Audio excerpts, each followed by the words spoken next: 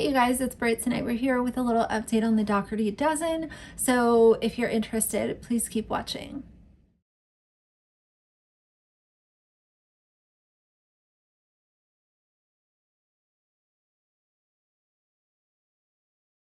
All right, you guys, so first things first, I want to talk for just a quick second about the clock catastrophe, clock gate that's been unfolding with Alicia. Now, there was this big thing where allegedly she was rigging her clock to make it look like she was getting up much earlier than she actually was because she wants to be seen as super mom and she's able to get it all done and still create content and still respond to comments and all of this kind of nonsense. Now, since that was exposed, as we already know, I think she did one live stream at 5 a.m. just to, quote, prove the haters wrong, even though all that it did was kind of make people cringe. If you really don't care about haters, then you're not going to talk about them as often as most of these YouTubers do.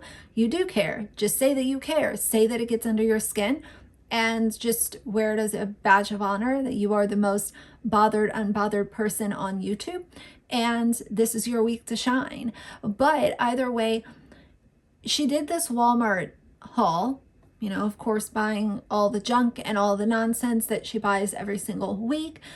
And this was interesting because she was in the cereal aisle, love me some cereal, but she was in the cereal aisle and she said something about one of her children always wanting to have cereal because he gets up before everybody else does.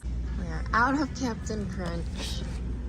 Dash gets up before everyone else, so he usually has some cereal until I make breakfast. I get some Rice Krispie treats. I haven't gotten these in a while. And I immediately thought when I heard that, okay, something here isn't adding up.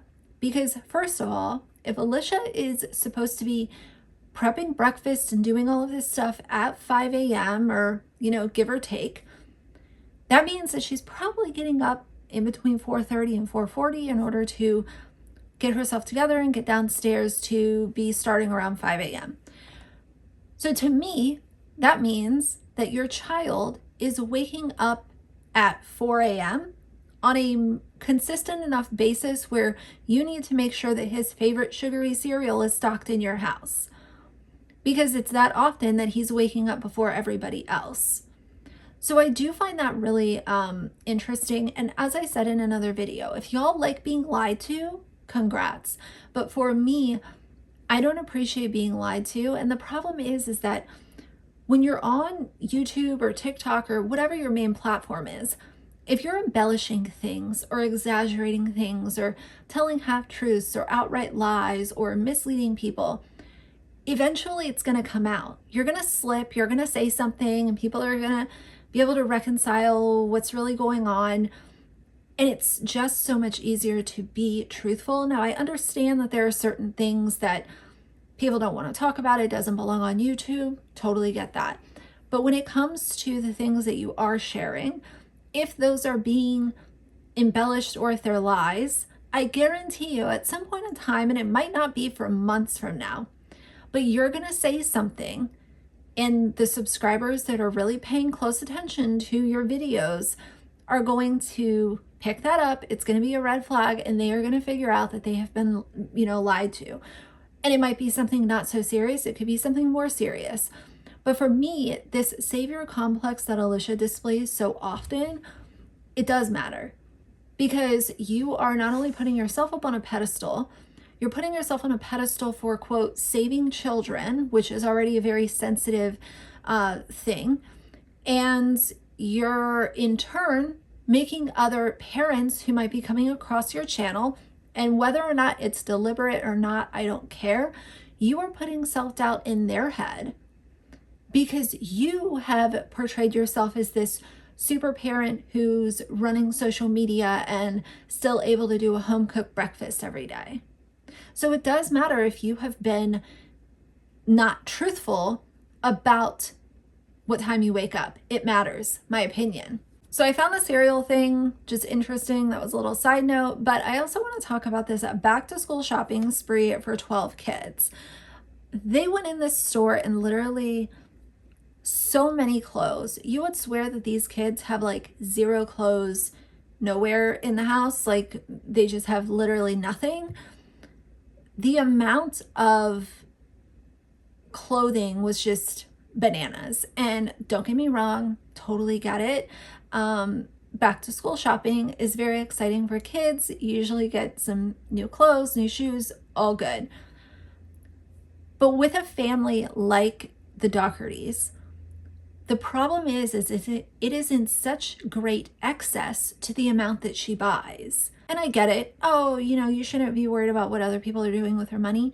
The reason that her income matters is because she has made it by oversharing, exploiting, embarrassing, and throwing away all privacy for these children.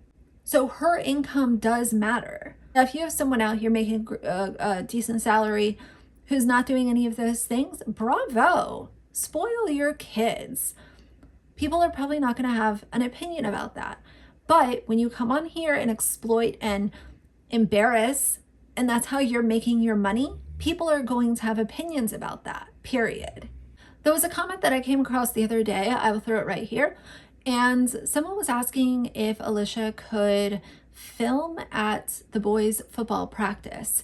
Now, this is something that I talked about with a lot of other family vloggers. I really hope that she does not do this because it will just remind me and everyone else how little moral she has for this thirst of online fame that she displays constantly.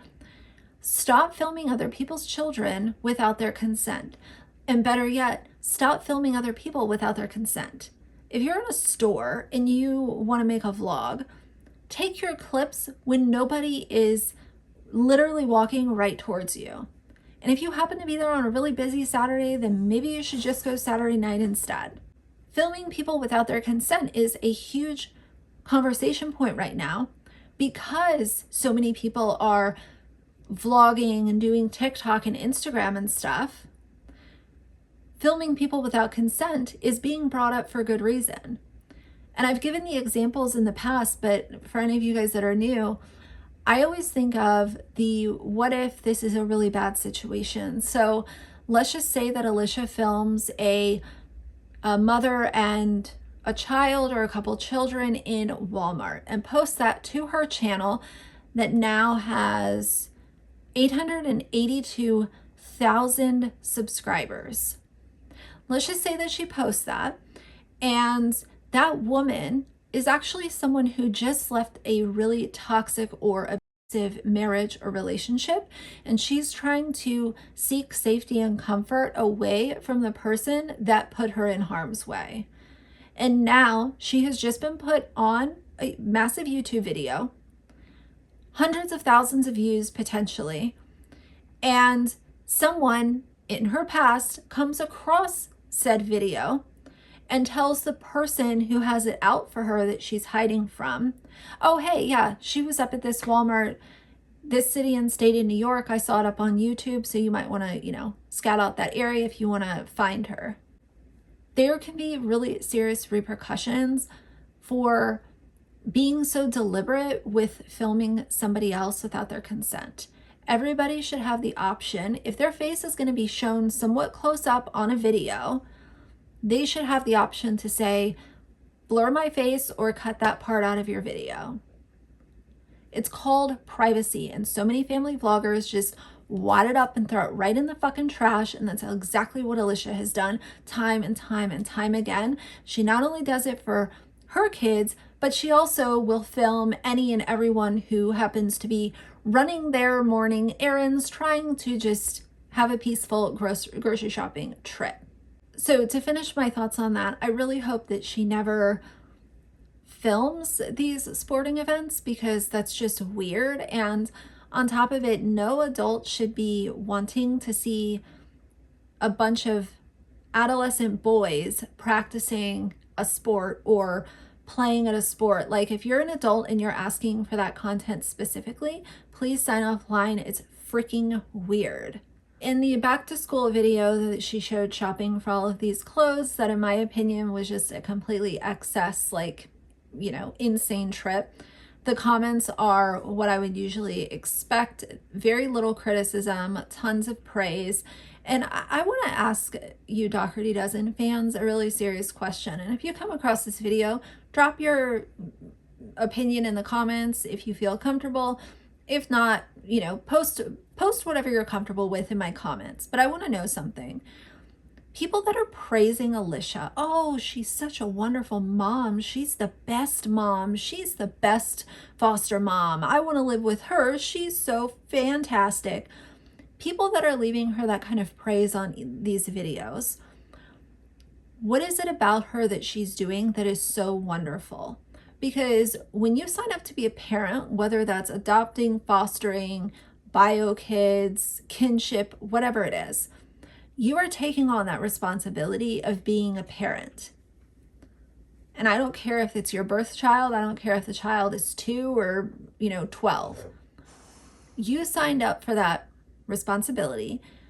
The bare bones minimum that you should be doing for a child is providing them with a home, providing them with clothing, and providing them with meals. So much of her content is doing that very thing. Giving them meals, giving them food. Now, I know that there's been some extra stuff like the traveling, and even if you look at the house, like not every kid has a pool, so that's cool. So I get that, but what is she doing that is so above and beyond? Because to me, I see a mother who is constantly glued to her phone, responding to comments, responding to messages, talking with her bestie, Auntie Lauren. Her screen time, I said before, it must be absolutely just out of control. But for me, when I think of a parent that deserves so much praise and admiration, it's not a parent who has a really unhealthy relationship with social media, desperately wants to be famous online, that's very clear, has a very unhealthy relationship with shopping for materialistic items that are not needed and buying a huge excess of said items, whether it's groceries, clothing, whatever. And I just don't, from a viewer's standpoint, I don't see someone who is really deeply connected with her kids because A, there's so many, and B, she's constantly all over social media. I really wish that Alicia would just recognize that she could still have a social media presence and she could take her kids off the channel, or bare minimum, allow them to be in like one vlog a month and stop oversharing their medical info. Bare minimum, let's give them safety and privacy and stop talking about their medical history. It's not hers to share, period. It never will be. If these kids are 18 and they decide to talk about a little bit of that, then that's their journey. It is not Alicia's to share. And I will never change my stance on that. Now, the last thing that I wanted to talk about is in that Walmart haul, she buys all these plastic cups. She's constantly stocking up on these plastic cups, plastic water bottles. We've had the conversation. The question that I have for her is, why don't the kids have cups with their names on them? You can literally go to so many different Etsy shops and get super cute cups. Ones with glitter and ones with a straw and ones not with a straw and neon ones and, ones with like your favorite sports team and then it has the kid's name. Why don't the kids have a cup that is their designated cup? They can wash it once a day. It's their cup. That is their thing. It can be color coded. It's so funny because she's so comfortable to put the kids' names on their backpacks when they're in the middle of the busiest city in the world when they went to New York. So let's put their names in big bright letters on the backpacks.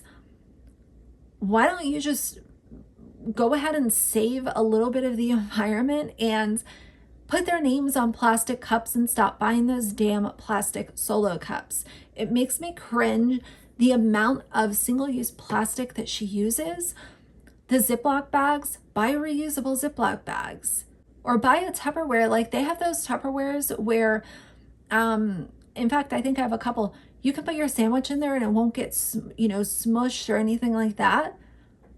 These simple things, she could be saving so much and showing her kids that the environment matters, what we do matters, and using excessive single-use plastic is just not, it's an example that I can fix and actually show my kids this is a small change that we can make, and hopefully it will make an impact by us not going through 500 solo cups in 3 or 4 months. It's just absolutely ridiculous to me. So anyway, those are going to be my thoughts for today. I like to rant about these influencers sometimes. I'm sure y'all can tell, just because it's so it's just such a weird thing to witness these people with so little self-awareness, so little care, so little wherewithal to actually do what's in the best interest of those that are around them. And by what Alicia has exhibited many times on many different occasions, in my opinion, she is not doing what is in the best interest of anyone but Alicia and her AdSense check, period. So either way, that's going to be it for now. If you like the video, please leave a like in the comments. And if you'd like to see more from me in the future, please subscribe. I'll see you guys soon. Bye.